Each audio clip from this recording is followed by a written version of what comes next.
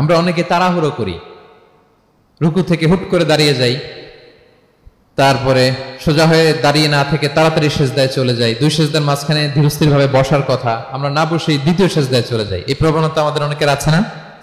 এটা কিন্তু নিষেধ। তা'দিলুল আরকান, বাকি সব মাযহাবে এটা ফরজ। আপনি তাড়াহুড়ো করলে আপনার নামাজই হবে না। আর আমাদের মাযহাবে, হানাফি মাযহাবে এটা ওয়াজিব। ওয়াজিব তরক করলে সাউ সিজদা দিতে হয়। দুই সেজদার মাঝখানে আপনি সুস্থির হয়ে বসবেন। অনেকে দেখা যায় একটা সেজদা দিয়ে মাথা কোন রকম উঠিয়েই আরেক সেজদায় বসেও নাই ঠিক মতো আরামসে, এরকম আছে না? এটা যদি কেউ করে আমাদের মাযহাব অনুযায়ী তার সাউ সিজদা দিতে হবে। তাহলে এরকম তাড়াহুড়ো করা যাবে? আর এখন থেকে তো কি করবেন বলেন?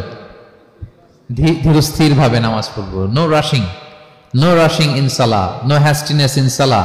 নামাজে রাশ করা যাবে না, রিল্যাক্সের সাথে আমরা নামাজ পড়বো, ধীরস্থির ভাবে নামাজ পড়বো।